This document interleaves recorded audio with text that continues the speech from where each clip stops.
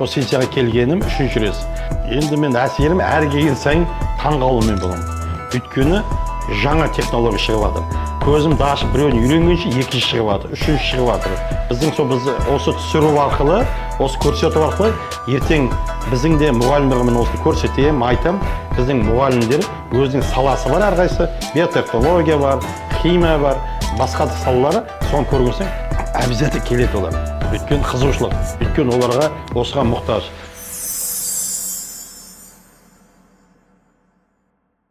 Мен Қазақ ұлттық университетінде баспасөз қызметінде фотограф болып жұмыс істеймін. Биыл біздің Қазақ ұлттық университетінің 90 жылдығы. Енді қысқа айтқанда, біздің университетте әр ұлттың адамдары оқиды. Соның ішінде Қытай азаматтарының 7000-дей азамат бізде оқиды. Екі ортаның өте қатынасы керемет.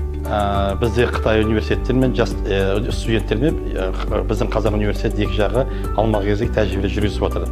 Сол Қытай жақтан бізде 7000-дей студент оқиды. Қазақстанда біз бірінші алтыда келатыр университетпіз. Сіздерден үйренетіндеріміз өте көп. Сол үшін біздің мұғалімдер, студенттер Қытайға көп келеді, оқуға алма-кезек тәжірибеліктен. Бейнелеп бергенде көбінесе выставка жасам, көрме ретінде оны көрсетем, көрсеткен әсерімізді жеткіземіз. Ары қарай әр сала өз әр факультет, әр пәннің факультеттері өзіне керектігін алады. Соның керектігін алады да, бұл сіздермен байланысқа шығады, өзінің маманы бойынша. Мен барған сайын, мен келіп деген сайын жүре кабинетте тұрады, көрейікші, не көрдің, көрсетші бізге деп тұрады. Бірінші рет суретке түсіріп атқандай боламын, өзім сезінемін. Соған мен дайындаламын. Ертең түсіретін болса, мен алдын ала сұрауым керек. Ертең не түсіруіміз керек? Оған қандай объектив керек, қандай камера керек? Соны түнімен мен ойлап шығамын. Қалай түсірсем екен, қалай болады екен? Одан кейін ең қызығы, түсіргенде де білмейсің, түсіріп болғаннан компьютер қалғанда бір 100 суреттің ішінде бір 10 сірі әдеміші, сол балаша қуанасың. Менің қуанғаным, сол көрермен қуанса, мен соған риза боламын.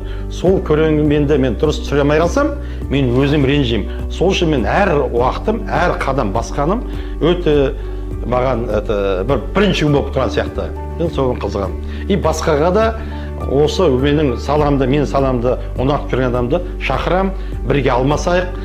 Фотоөнердің Қытай мен Қазақстанның фотоөнерлерімен бірмен жұмыс істейік, бірге қалыпсақ, бірге тарих ашайық. Бұл ескі қалаға барған өте қуандым. Бүгінгі әсерім керемет болды. Бірақ күн ыстық бұлт болмаса да, менің ана көрген әсерім өте керемет.